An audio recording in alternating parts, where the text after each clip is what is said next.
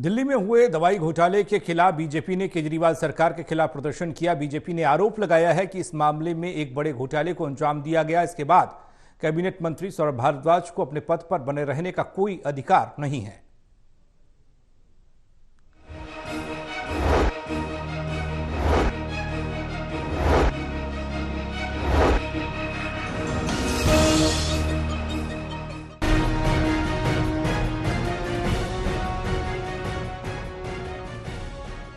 प्रदर्शन की ये तस्वीरें आम आदमी पार्टी के दफ्तर के बाहर की हैं, जहां आज बीजेपी ने कथित दवाई घोटाले को लेकर आम आदमी पार्टी के खिलाफ प्रदर्शन किया। बीजेपी ने आरोप लगाया कि दिल्ली सरकार के अस्पतालों में नकली और खराब गुणवत्ता वाली दवाइयों का वितरण लोगों के जीवन के साथ खिलवाड़ किया जा रहा है और सीएम केजरीवाल और स्वास्थ्य मंत्री सौरभ भारद्वाज को इसकी जिम्मेदारी लेनी चाहिए और इस्तीफा दे देना चाहिए।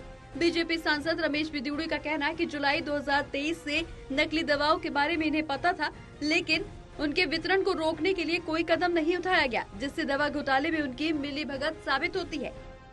गरीब आदमी के जीवन का सवाल है।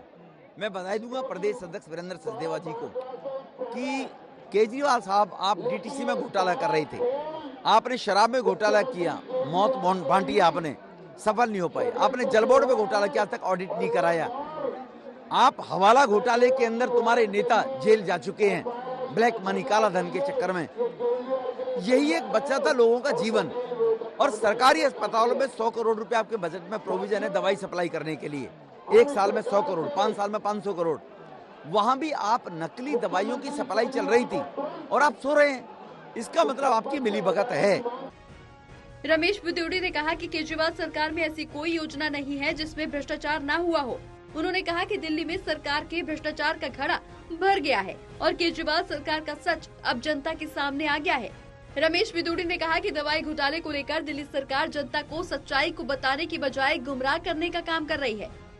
ये हर चीज को भटकाना चाहते, गुमराह करना चाहते हैं। अरे भाई, आपकी अडल्ट्रेशन डिपार्टमेंट होगा ना, उसे जांच कितनी बार कराई ये बताए सौरभ भारद्वाज।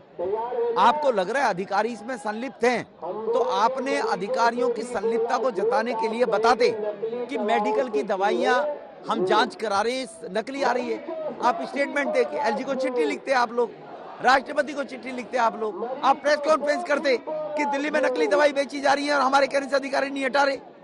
आप नकली दवाइयों का उजागर ना कर दे, ऐसे ईमानदारों को हटाने की जिद कर रहे थे कि जो इनके भ्रष्टाचार को उजागर ना कर दे। अब बीजेपी ने आरोप लगाया कि जब तक दिल्ली सरकार के कैबिनेट मंत्री सौरभ भारद्वाज अपने पद से इस्तीफा नहीं देते हैं, उनका यह आंदोलन जारी रहेगा। बीजेपी ने कहा कि इस घोटाले की सच्चाई को वो दिल्ली की जनता के बीच में लेकर जाएंगी। टोटल टीवी के लिए प्रणव शर्मा की रिपोर्ट।